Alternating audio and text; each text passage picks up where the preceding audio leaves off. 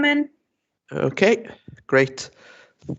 Good evening, everyone, and welcome to tonight's Healthy Living and Social Care Scrutiny Committee, being held virtually over MS Teams on Tuesday, the 9th of November 2021 at 5 p.m. Just some housekeeping rules before we commence. Excuse me. May I remind everyone present that the meeting is being live streamed as well as recorded via the internet, and this recording archived for future viewing. Could all participants please mute themselves when not speaking in order to avoid any background noise or feedback when other participants are speaking? If a participant wishes to speak, then they can put their hand up so they can be shown on the screen or use the raise hand function. Please ensure that all debate is raised verbally and not via the chat function for the sake of the recording. The chat function may be used to highlight any technical issues or to grab the attention of the chairman or Democratic Services Officer. If any participant has difficulty hearing or being heard when they're addressing the committee, then they should let the chairman or Democratic Officer know.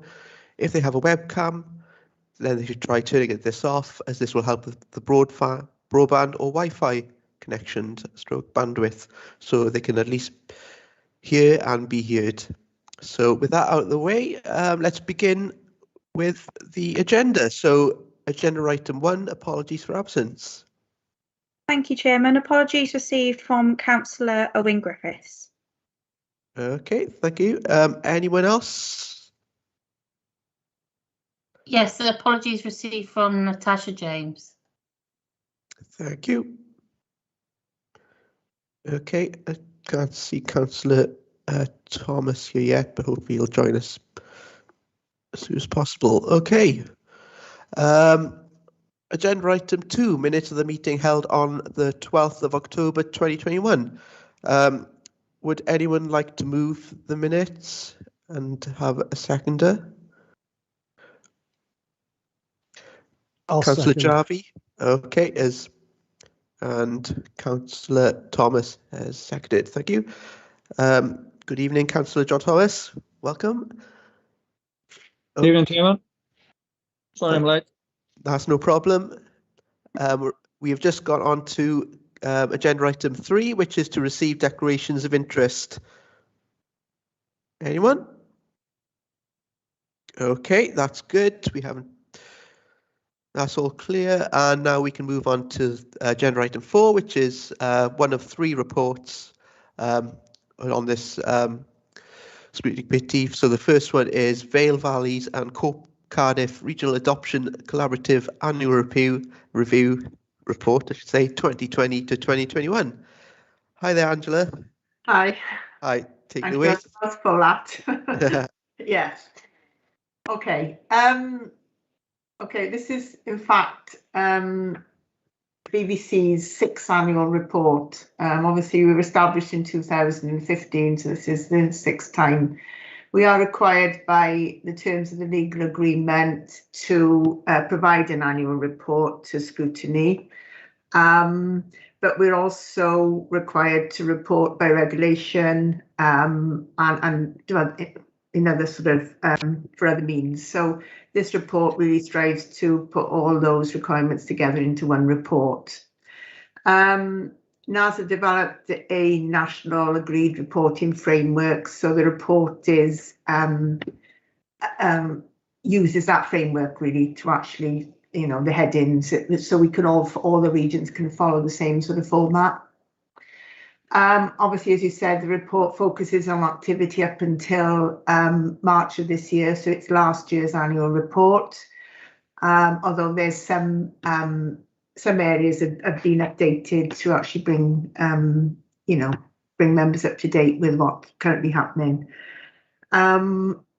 Obviously, this reporting year and the major context was COVID-19 and the pandemic. So I think in the report I've tried to highlight the areas in which the services had to adapt very quickly to meet the challenges brought about by COVID, and obviously how that's impacted upon the performance of the collaborative during that period. The report provides sort of general information about our governance structure, staffing, areas of service development during the period, and then it provides sort of key performance data in respect of our key areas of activity. So that's children being referred for adoption and placed for adoption, recruitment of adopters, and the provision of adoption support services. There are a series of appendices that provide quite a lot of detail in terms of performance data, and there's local authority information there. So each of the scrutinies can actually look at how the service has been provided for their own local authority. As I said, obviously, VVC wasn't on its own in having to adapt very quickly to the restrictions that we faced in March of that year. But I think hopefully I've tried to report how the positives that came out of it and how we actually hopefully the impact on performance was less than we sort of first envisaged. Obviously the significant move throughout the year was how we had to develop virtual ways of working. There was a series of risk assessments produced at a national level, and also we produced local risk assessments to ensure that children could be placed into adoptive homes, and adopters continue to be assessed. I think we recognised very early on that we couldn't do all aspects of our work virtually, so we had to look at those areas that needed a sort of more hybrid approach, and those that needed face-to-face risk assessed working. Obviously, we've during that time, and we'd obviously developed quite a comprehensive marketing and recruitment strategy for the service, but obviously we had to move exclusively really to digital means of marketing. So we utilised Facebook and Instagram, and that obviously still had positive results in terms of the number of inquiries, etc., that we received from prospective adopters. Throughout the period, obviously we're part of the National Adoption Service, so the service was very closely monitored through regular involvement with National Adoption Service meetings, and obviously also at a local level. I think it was fair to say that we had a fairly stable workforce throughout the reporting period. I think there was only a couple of staff changes, and we were able to appoint quite quickly. The posts that had been created the previous year as a result of the Welsh Government investment, I think we were able to more fully embed during the period. And some of those posts have had positive results on our performance. So in terms of more the specifics, in terms of children, we did have delays around court, but that did improve through the year. And in fact, we actually saw an increase in referrals for children needing adoptive placements during the period. At year end, we'd actually placed 65 children, which is a reduction on previous years, but as I said, was a probably much healthier position than we actually anticipated early on in the year.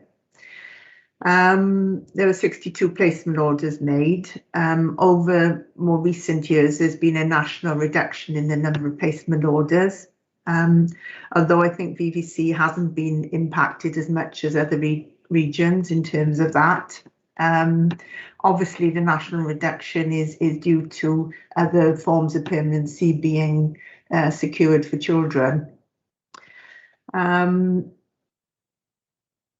Obviously, we saw actually at the end of the reporting period that we actually had a reduction in the number of children waiting, which was a positive.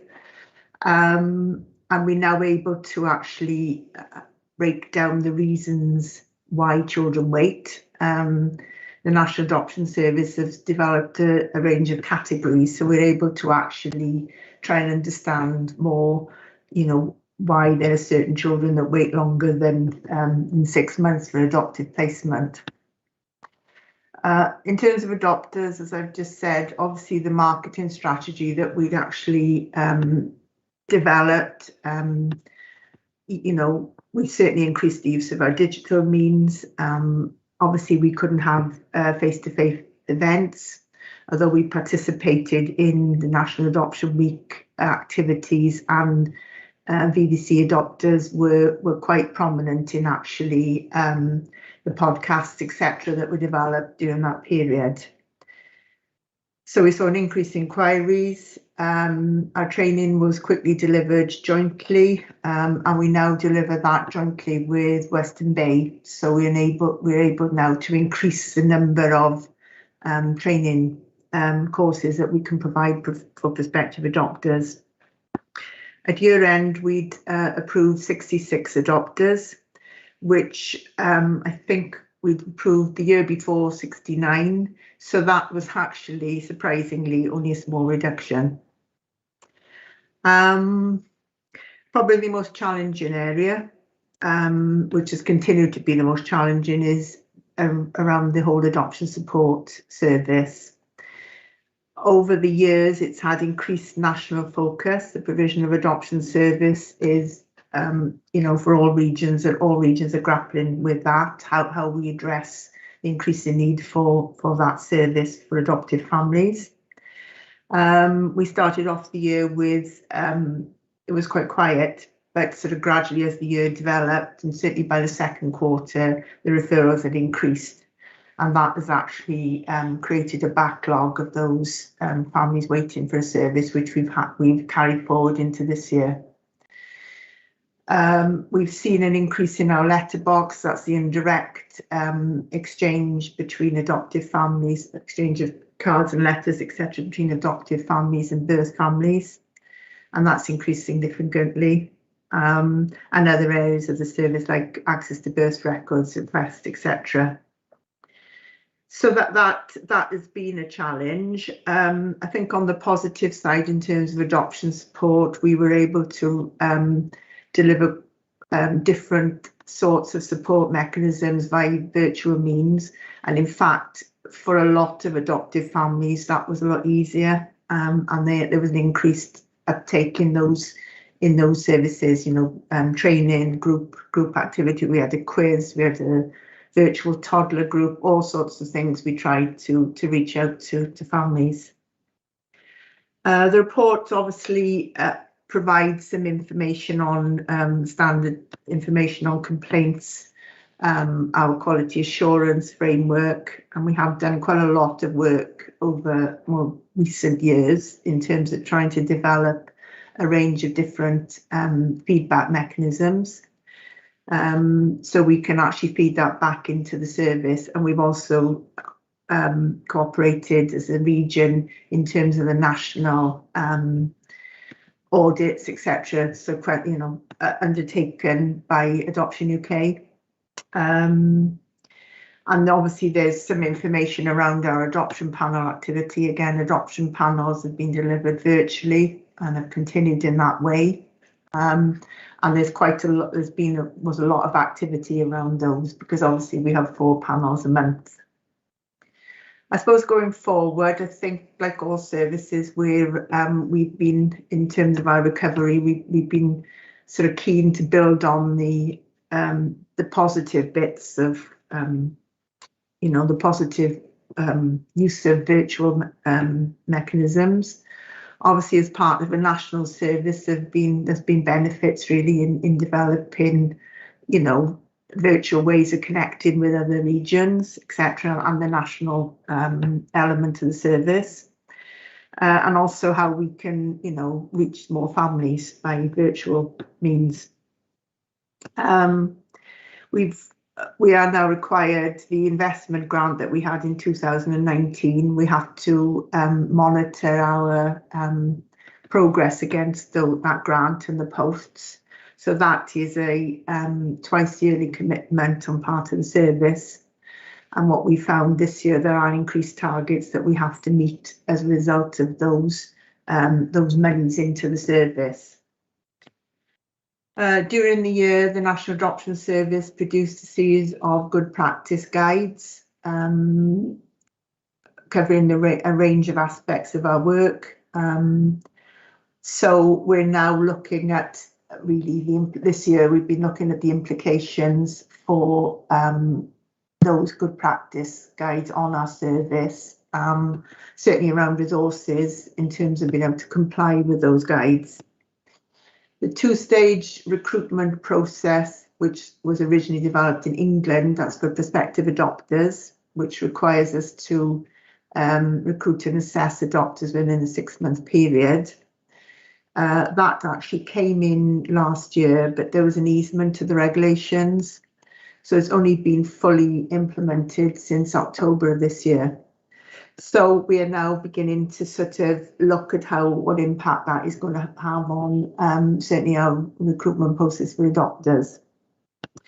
And as I said, obviously the challenge that we face in terms of adoption support has sort of continued, and we're certainly looking at within the service, we put forward certain proposals about how we can try and meet some of those challenges going forward.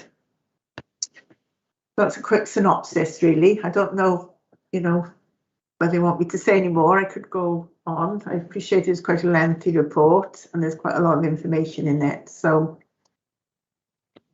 Thank you, Angela. Yeah, it's very in-depth and there's a lot of information there. Thank you for going through. I'm sure if members of this group, if they would like to ask you any questions or have any comments on the report, then yeah, I'll do my best. No problem. Councillor Neil Thomas, hi there. Hi, thanks, Chair. Yeah, I'll stay off camera if you don't mind. My Wi-Fi seems to be buffering a bit. Thanks for the report, Angela. As Stephen says, it is a comprehensive and there's a lot of information in there. We'll be hearing from our next report that there's been an increase in activity, an increase in stress for various reasons on families, and that the demand is increasing there. And I'm wondering, you mentioned the post-adoption support and so on, and I'm wondering how much they're being impacted by the stresses of the present time. Yeah, I think it was quite. I think certainly our increase in need for adoption support does mirror to a certain extent the front door, of all local authorities, services. So yes, I think families were, there were increased pressures. We certainly saw an increase in referrals when young children and people were back to school towards the end of the pandemic.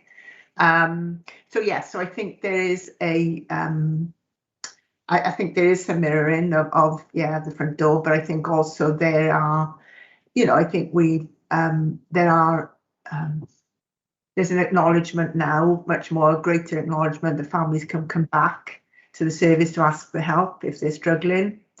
And that is probably one of the big positives of the National Adoption Service in terms that they've raised the profile. So it is clearly much more of an expectation now rather than being more unusual for families to come back. So I think, it's been a positive for families, but the challenge then for services is to be able to offer the appropriate type of help and to offer that in a timely way, really. So that is so I think it is a mixture, but yeah, I think it's, some of the,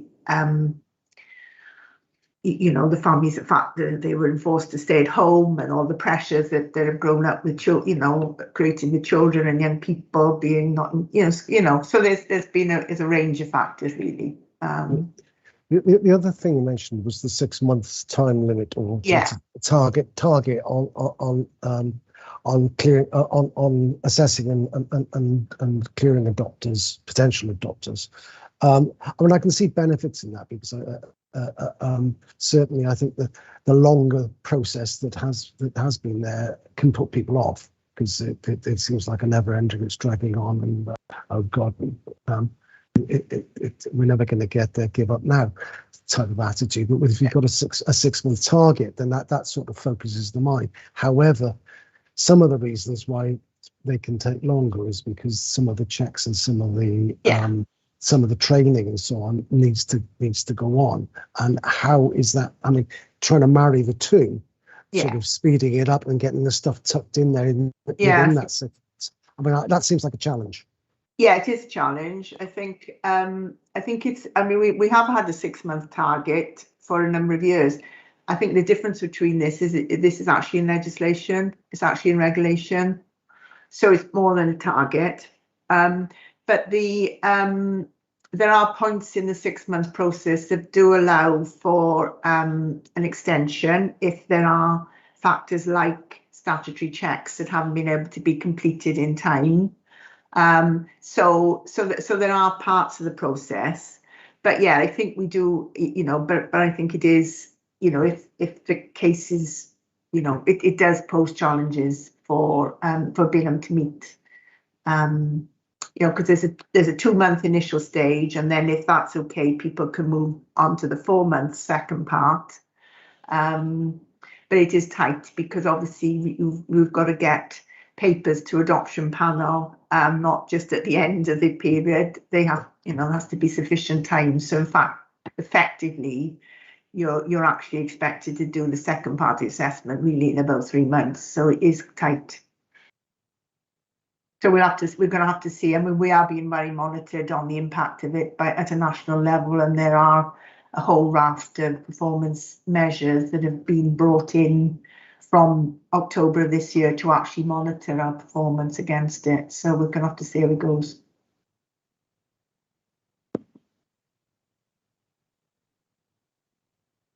The other question I've got, if you don't mind me just asking this as well, and that's to do with some of the statistics we've been given in the annual report, the reasons for children waiting longer than 6 months. And so on. I understand. I mean, I can understand that some of the more hard to place kids are going to take longer. But in the statistics that you've given us in table reasons for children waiting longer than 6 months on page 7, it's half our kids are described as other. And I'm kind of wondering what multitude of sins that other covers.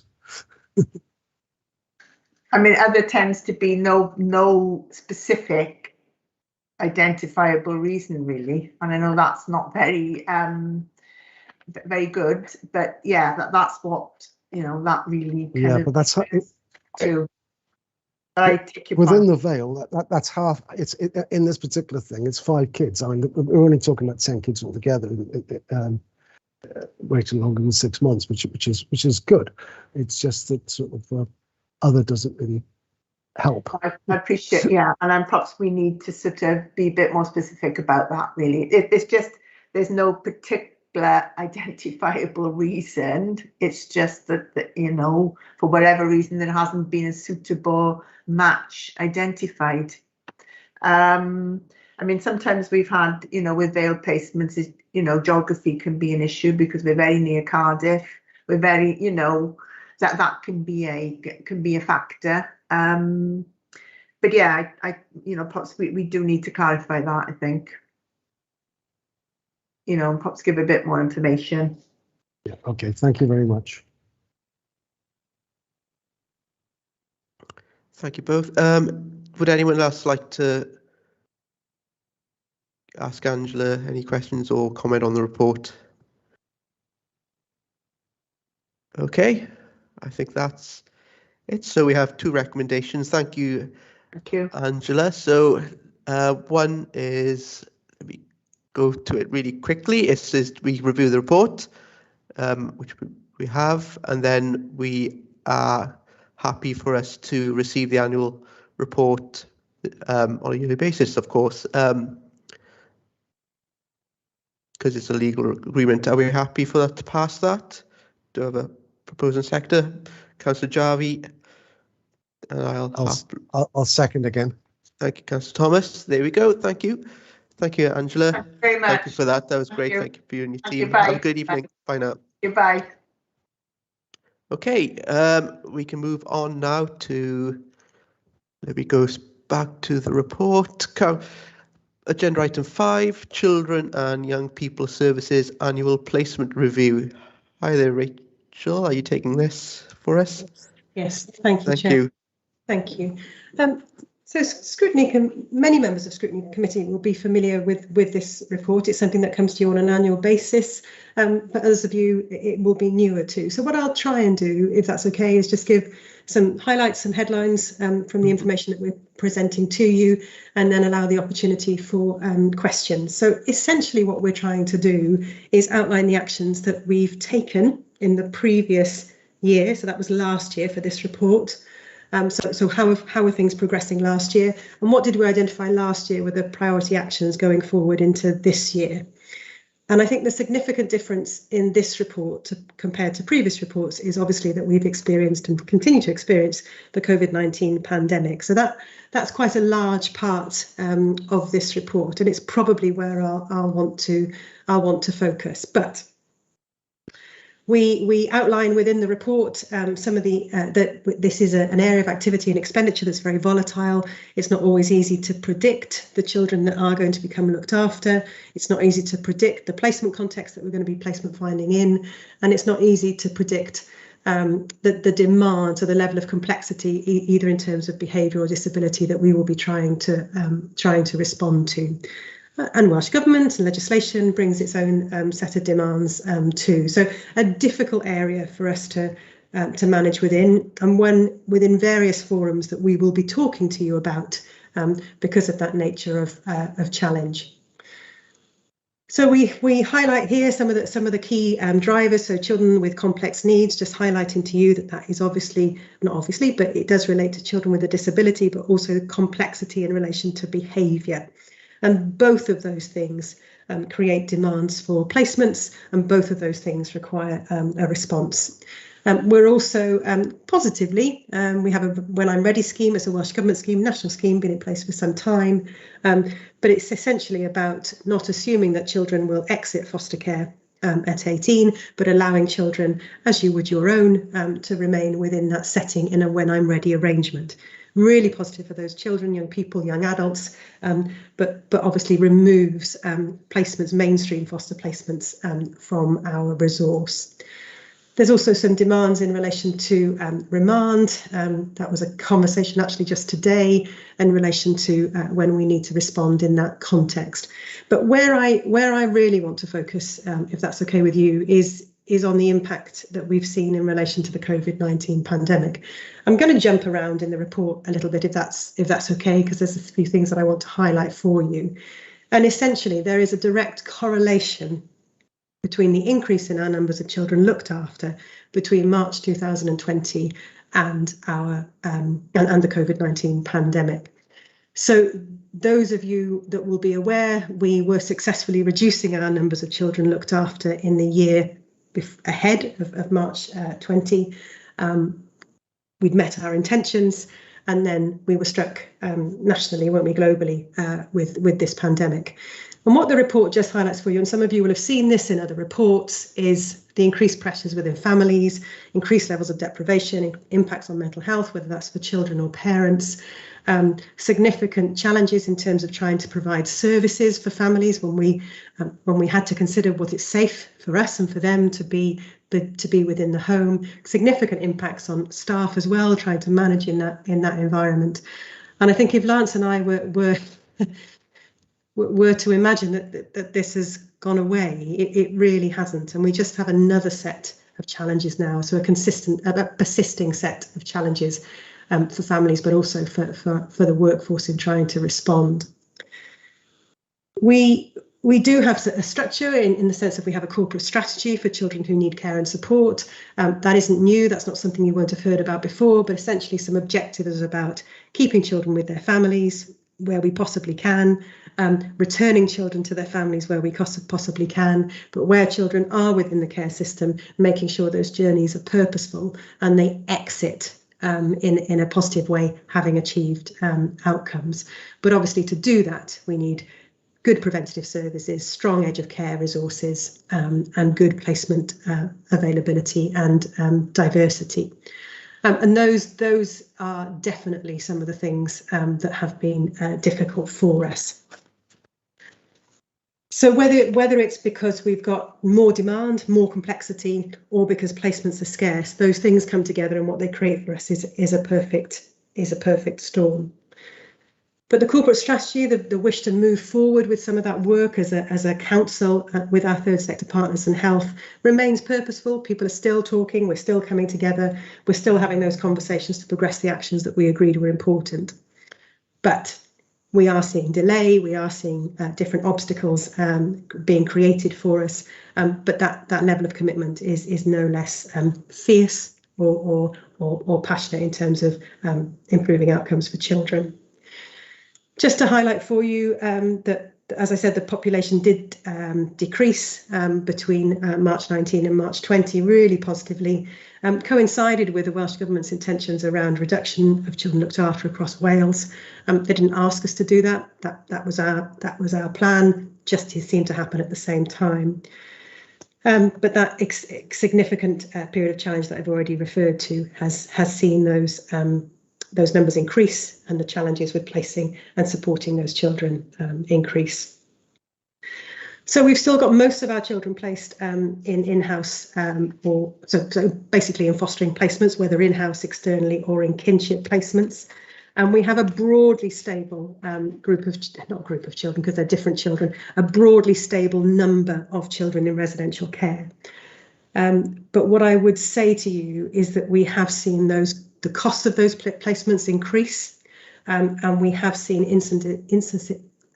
occasions when children are escalating into residential care because of a scarcity of placement availability, not because they're a child who needs residential care.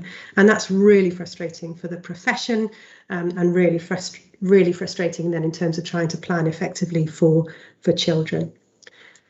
In terms of money, we were underspent in the year that this report refers to, 2021, but that was in the context. You have to recognise that the budget had increased, and this year we're forecasting an overspend of somewhere between 1 and 1.5 million, which is clearly significant.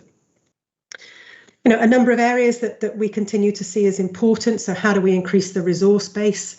So how do we have more foster placements available in-house? How do we reduce the reliance on externally purchased care? Also looking at options for developing local residential provision in partnership with the third sector. The All Wales strategy in terms of Foster Wales, in terms of recruiting more carers. So lots of attention. You might have seen the adverts yourselves, but lots of attention on trying to increase those numbers. And some positives for you. We can say that, you know, the numbers of carers that we're approving is increasing, but it's difficult to stay ahead of the demand. We still have a joint budget with education, so for children placed residentially, we still have a shared resource in relation to those children. We're still focused on the reduction of children looked after safely. That doesn't mean that we're going to achieve the intentions that we set ourselves 3 years ago. Just completely is not possible. But for those of you that have seen the CLA reduction submissions that are submitted to Welsh Government on a quarterly basis, there are definitely lots of positives in terms of preventing admissions into care. So lots of work happening to do that. Exiting, whether that's with a plan for adoption, whether it's because we've gone to court and asked for the discharge of a care order. There are certainly things that you can see that we're doing that are reducing that population, but not meeting the intentions that we would have set 3 years ago, because of course the population has increased. So lots of things that we're trying to do.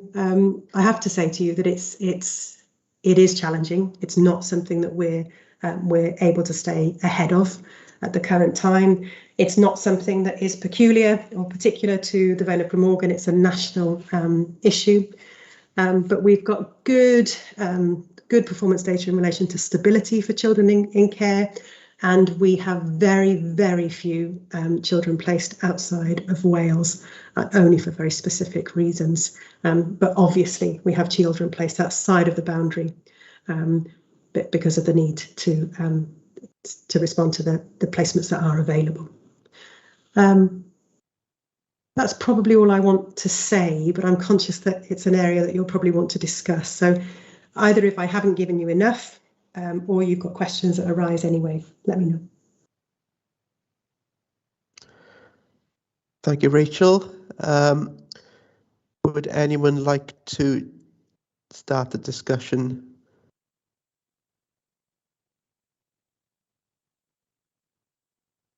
Hi, Councillor Nugent Finn. Hi there. Over to you. You're a mute. Hi, Chair. Thank you very much. No problem. Thanks as well, Rachel. Very, very comprehensive as always. Just two questions. The first one, you mentioned overspend. Is there a specific, does this relate specifically to an area, or are you just sort of generalizing, or is there anything that is really draining this part of the resource? Thank you. So it's the external placement budget, just to be clear. So there are various elements within that, which include residential placements, but also include independent fostering agency placements, secure, remand, etc. Yeah. And the greatest level of demand within that placement is externally purchased foster care. That's cheaper than residential care, but the numbers are much higher. And we are seeing, as I say, increases in residential placement costs, which are in some incidences, they make that annual cost very, very expensive. But that number within res, we're keeping at a level. That doesn't mean that if more children needed residential accommodation, that I wouldn't agree that, because that's the responsibility to do that. But that doesn't mean that we don't hold the line either. And just today, we've had some success in not being able, not having to take a very expensive residential option. Okay.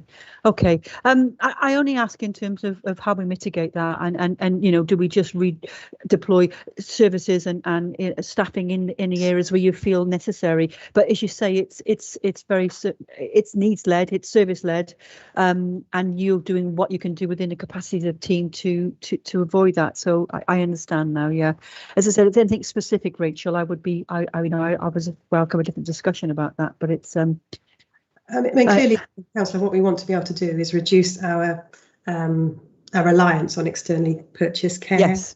I mean, if I'm honest with you, you will still find a rub. So if, for example, I suddenly had in-house foster placements to meet the needs of those placed externally, you would still have to consider for whom that move was in their best interests. Because what happens is, as children remain in those placements, that becomes home, doesn't it?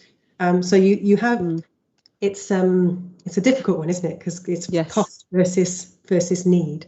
But what we're trying to do is have enough resource that we're not in a position there where we're relying on people telling us what it costs. Yes, that's kind of where I wanted. That's what I was getting at, Rachel. That answers that perfectly.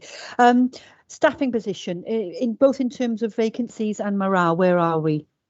Okay, thank you very much. Morale is really good. We've got a really committed workforce. That workforce are tired. It's getting harder. The position in terms of the challenges in this context haven't changed. We're seeing much more direct impact of the increased levels of COVID, for example. So levels of sickness absence on top of pressures for individuals and for teams.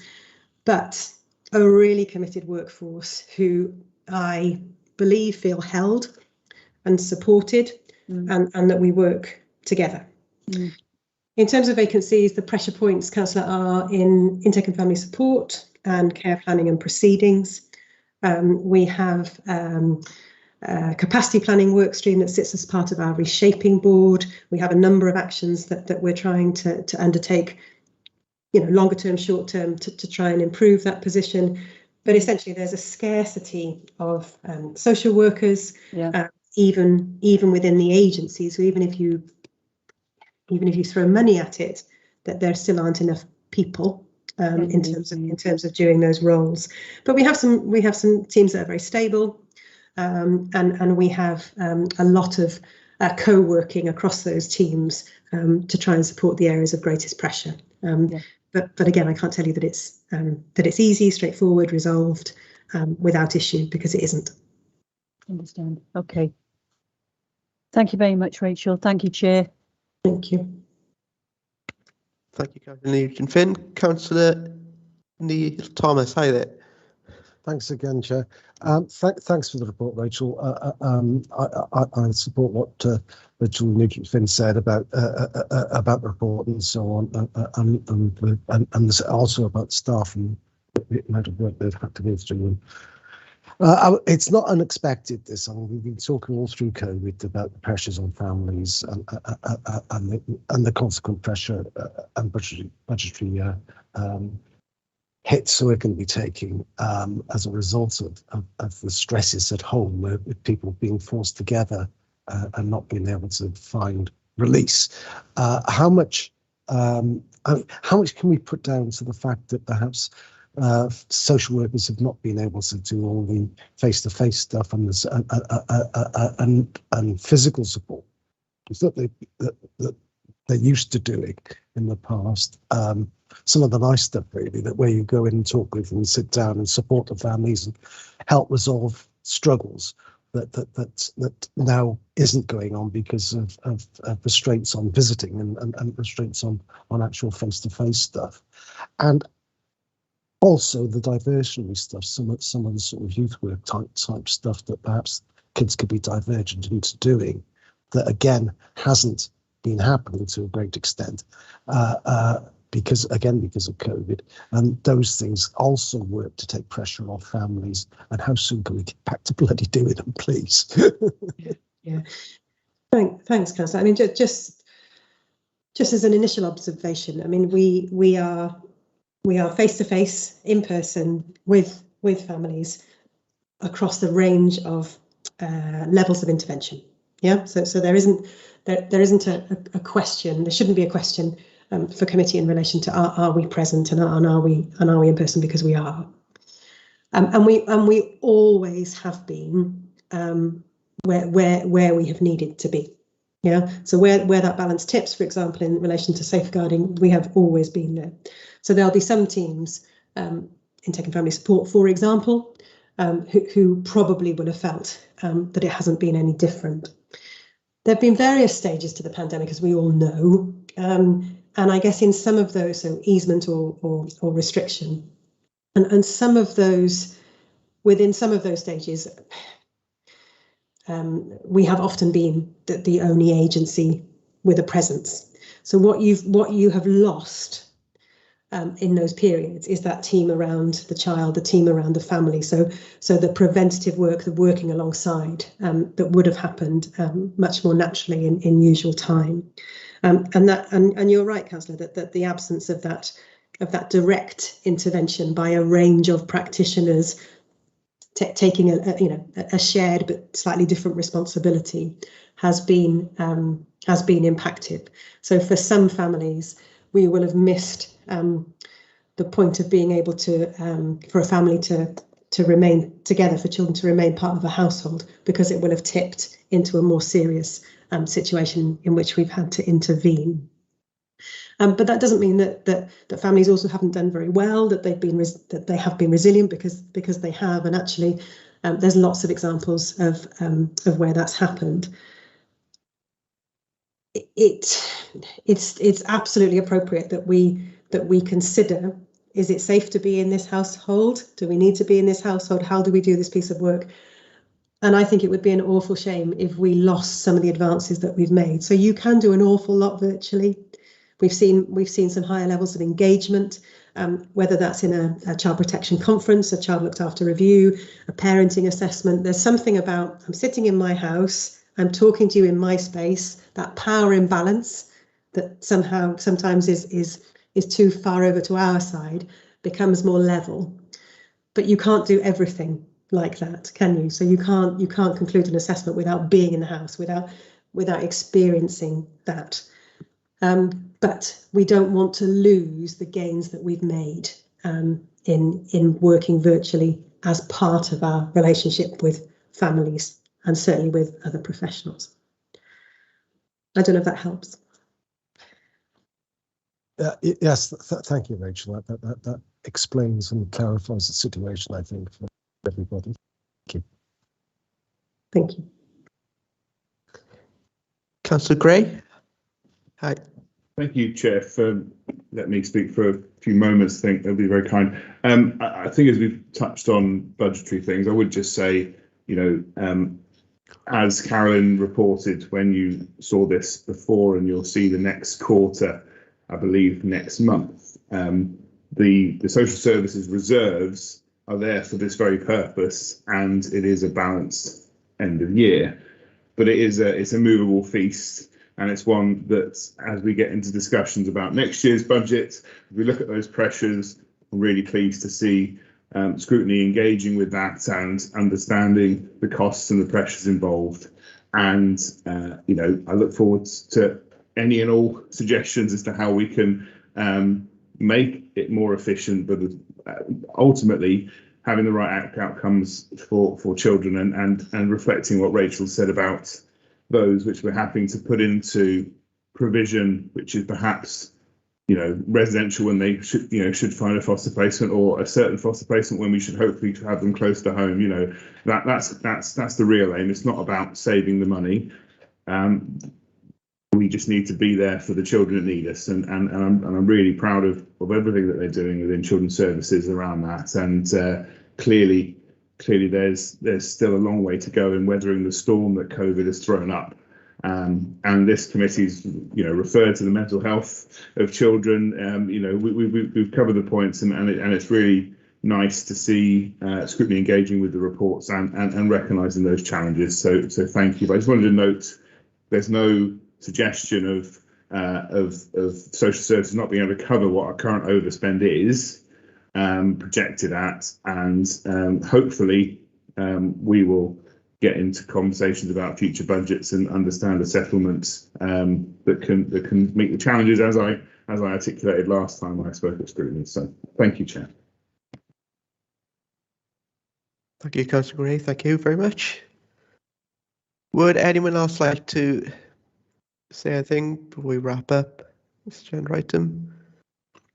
No? Okay. Thank you, Rachel. Thank you for that. That was very useful and well done to yourself and the team. So we have 3 recommendations. One, that we consider the contents of the report, which we've just done.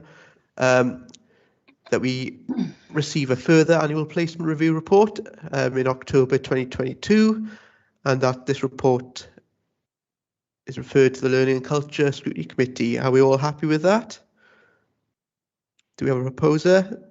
Councillor Nugent-Finn and Councillor Thomas. Thank you all. Thank you, Rachel.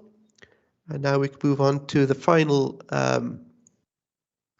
report that we are receiving tonight, which is on agenda item 6, deprivation of liberty safeguards.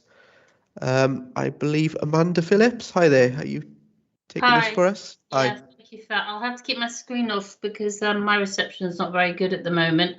And obviously, to start, I need to bring your attention to the recommendations because recommendation 2 should not be within that report.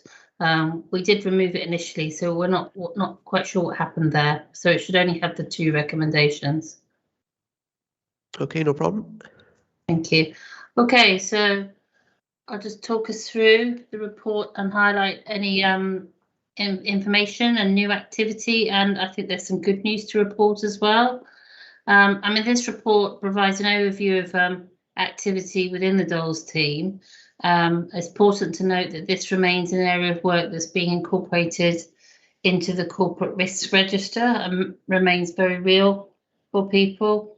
The new item in relation to this report is the publication, obviously, of the Mental Capacity Bill 2018, which is going to be replacing DOLS with something called Liberty Protection Safeguards. I refer to it as LPS.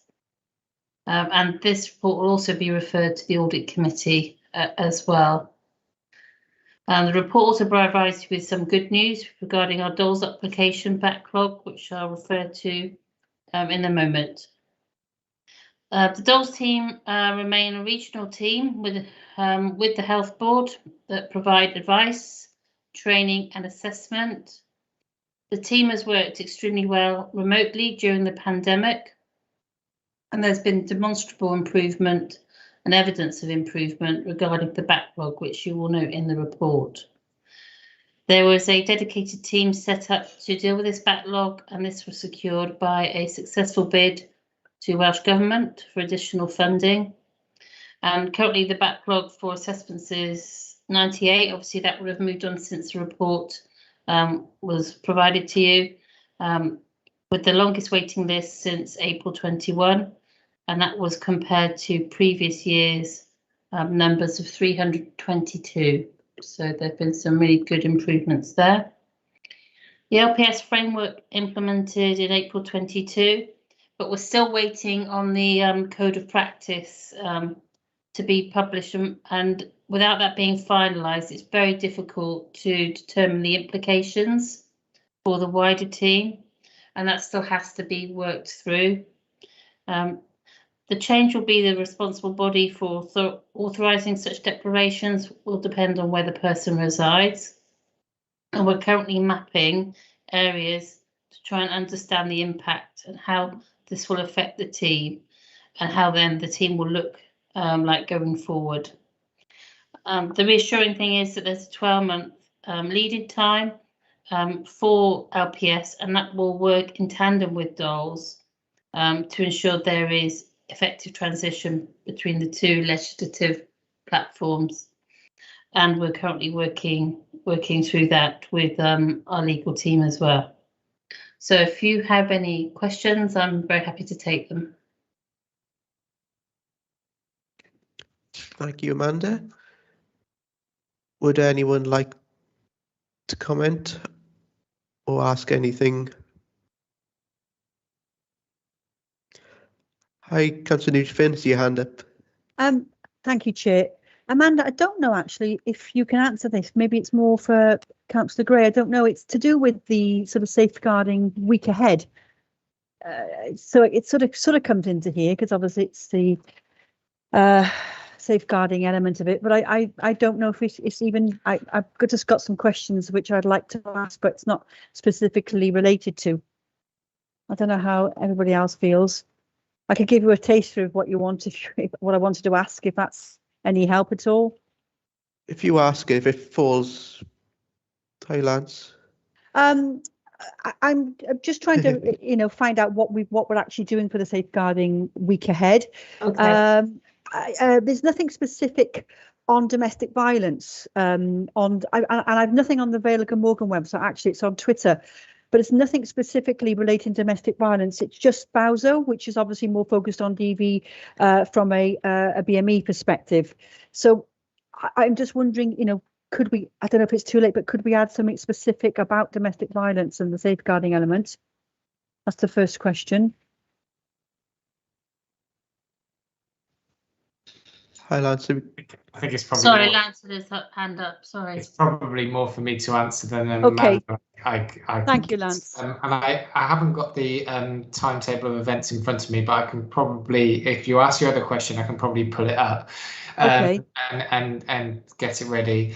Okay. I mean, safeguarding week is something that happens across Wales. Obviously, in the Cardiff and Vale region, we put together our own plan for the week, and it probably is too late, I'm sorry, at this stage to change it because all the events have been organised already, and we've got people who are booked on to attend them and so on. I hadn't picked up myself that domestic violence wasn't on there, but I suppose the only thing I would say, although it clearly is of interest to regional safeguarding boards, it is dealt with under the Safer Communities Partnership, so it would be dealt with under Safe for Vale. So I would expect them to organise, I suppose, something that was directly related to domestic violence. Not that we're not interested in it, so please don't think. Yeah, I understand. I understand. So it's just about a bit of the division of labour. But yeah, if you ask your other question, I will try and get up the plan. Yeah. Okay. I'm slightly disappointed, Lance, because I said it's. I would like. It's just, specifically DV, not anything else. But, perhaps we could put it forward for the future. I don't know. But I've looked at the schedule. It is great, but that is missing for me, really. And it's very specific, isn't it? Obviously we work very closely with Atala Fro. Maybe they could have been a part of a fighter. I don't know. The events mobile bus venue, it says Cardiff. And to sort of, you've got to email again to get more information. So I'm finding it's quite lots of hurdles to come over. Anyway, subsequently, I have emailed and I wanted to know where, because it doesn't say, and I haven't had a response. So again, I want to communicate this as an elected member. And I still don't know where the bus is going to be. And I don't know off the top of my head, I'm afraid, but I can chase that up with the Regional Safeguarding Board business unit in Cardiff tomorrow. Thank you very much, Lance. Sorry, can I just tag on one more little bit? Sorry. There's a specific part with the housing. We're going to be visiting all the sheltered schemes and accommodation, which is fantastic. But will this include the hotels and some of the private landlord accommodation that we have as well? Because again, this is the target audience.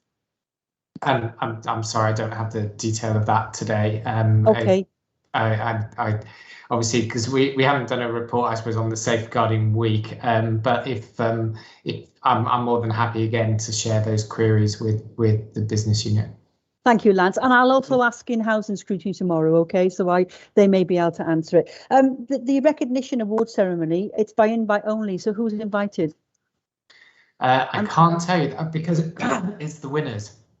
Okay. So the winners have been invited. What about delegates? I meant. I obviously I want the winners there. I meant in terms of, It's virtual, so it's not an event as such, but it will include Councillor Gray, myself from the Vale Glamorgan, councillors from Cardiff, and the director in Cardiff, the other chair of the board, a lead from the police, and we will present the awards throughout the evening to those who've won. So there isn't a big list of people who are disappointed, if that makes sense. So I'm disappointed. I would like to have come. Okay, well, I hope it goes absolutely fantastic. Thank you very much, Lance. Thank you, Chair. Thank you, Councillor Gray. See your hand up, and then Councillor Thomas. If you're okay.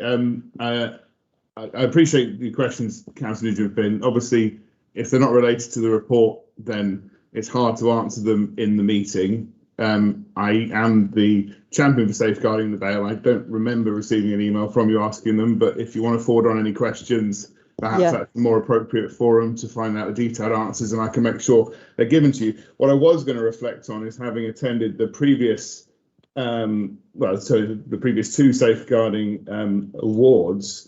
Actually, the last in-person one, pre-COVID, there was particular recognition of the teams who would be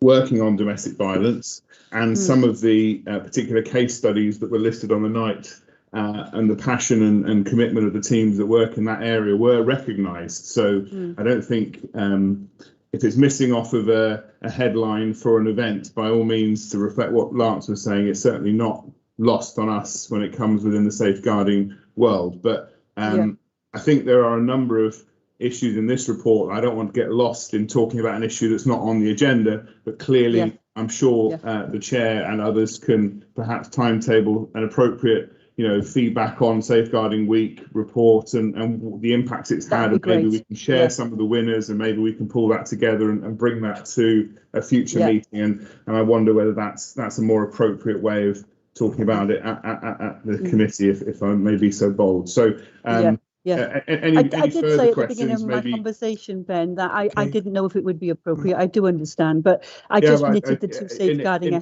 elements together. And the email doesn't direct to yourself, Ben. It goes, it's external, so it doesn't. Unfortunately, it doesn't come to you. Okay. No, I appreciate that. Sorry, Chair.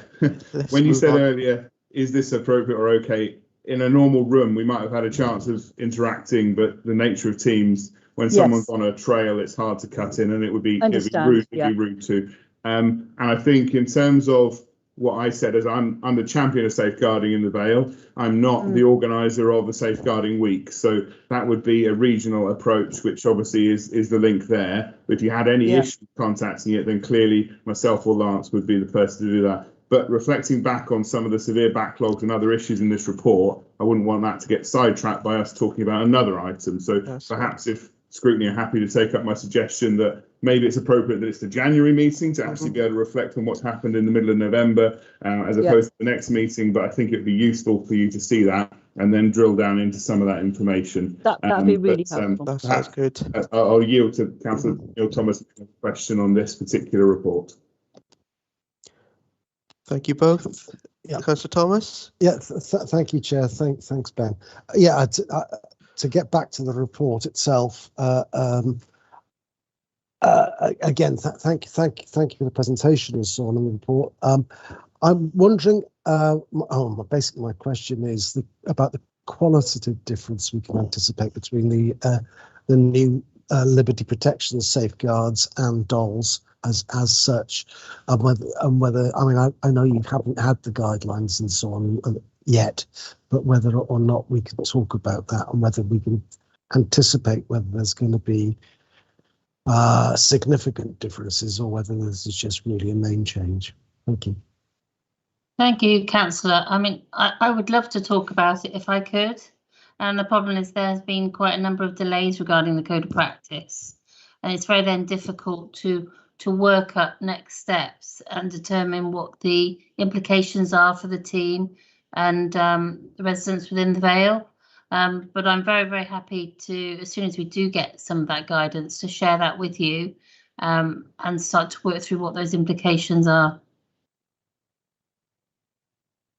I mean, time is getting short now. This is supposed to be coming in April, so we're kind of running 6 months off from that, and to get prepared. And I mean, there's the overlap period as well that you talk about in the report, which will ease the pressures, but there's gonna need to be some training and so on before this goes on.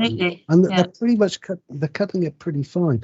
Is there anything we can do in terms of the chair writing a letter to whoever's responsible for getting the stuff out, saying, can we, time is getting short and the pressure's on. Can we have the guidelines in a timely manner, please? And would that be helpful? I'll step in there because Amanda may wonder whether that's her role, but I think yes. I think particularly given the discussions that we had in the other meeting today, I think if Scrutiny Committee want to do that, then I think that would make sense for them to do it. I mean, I think I would suggest it's worded politely. I'm sure it would be, but we don't want to antagonise these people either. So I'm sure Scrutiny Committee would do. Can I suggest then that's added to the? Can I move that's added to the recommendations that we're considering today? And yes, it needs to be a diplomatic letter, but I'm sure that can be managed. Sure, we can construct something. Sounds fine to me. I mean, that's a motion. Is anybody seconding? Does anyone have any? Okay. Neutral. Okay, happy to do so. Happy to second, Chair. Thank you. Okay, would anyone else like to comment or ask any questions before we wrap it up? Okay, so we had 3 recommendations that became 2, and now we got 3 again. Hi, Lance. Before I'm really sorry. I suppose I just wanted to highlight. I know Amanda said it, but I think it was glossed over perhaps. Is that I've been coming to this committee for I don't know how many years, and having to go to audit committee for I don't know how many years, about the fact that we are so behind with DOLS applications. The team have pulled it out of the bag. They've done a huge amount of work. We've managed to get grant money to expand the team to do that, and that's a massive turnaround.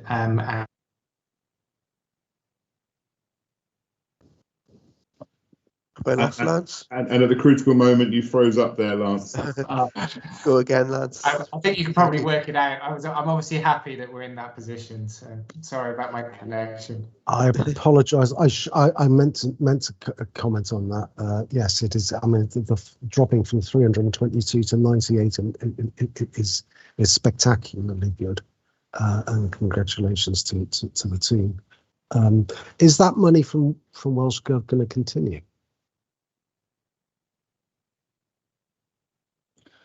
I have no indication of it recurring at the moment. I mean, we had a very small one-off sum, so I would be surprised, given that we're moving into LPS. There may be an opportunity for funding in relation to set-up costs for LPS, but I really don't know. None of that's been confirmed by Welsh Government yet.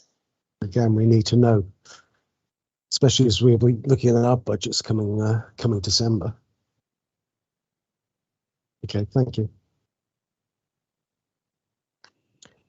Okay, so the 3 recommendations are then that Scrutiny considers this. So we've done that. That this report is referred to the Audit Committee for their consideration, and then we have a 3rd recommendation, which, do we have the actual wording for it? That the chair writes basically the chair writes on behalf of the committee asking for the guidelines as soon as possible in order to facilitate training and so on before within the next few months prior to the start of the new scheme. How about that? If I may, Chair, could I take Sure. officer's advice for the point of the recommendation of who that letter would be forwarded to, please? Yeah, that's what I'm not saying. Somebody of Welsh Gov, presumably. It's Welsh Government, but I haven't got a name to hand. I'm sorry. No. That's okay, no problem. I'll word it to the point of just to Welsh Government then, and obviously we can get the set address when the draft letter is approved for you, Chair. Is that okay? Yeah. Okay, yeah, that's fine. Yeah, the appropriate person in Welsh Gov might be the way in terms of this motion, in terms of this committee now, and then that can be sorted out afterwards. Okay. Okay, so Sounds move to good. recommendations. Okay, do we have a seconder? Yeah, I'll second that, Chair. Okay, thank you. Okay, thank you, Amanda. Thank you for the work. That was Thank you. and the achievements very, very, very well done. Thank you all. Okay, that is it in terms of the main parts of the report. So we're now on to agenda item 7. Any items the chair has decided are urgent? I have none. And then agenda item 8, which is part 2, urgency, the chair, and I haven't. So that is it. When is the next Scrutiny Committee meeting? Yes, Chair. So you've got your next committee meeting now, which is scheduled for, just double check so I'm not getting confused between committees, the 7th of December. 7th of December. Okay, at 5 p.m. Brilliant. Yeah. Okay, great. Thank you, everyone. Okay, thanks everyone. Good night. Have a great evening. Yeah. Thank Good night. you all. Have a good evening. Bye. Hello. Bye. Thank you, Chair.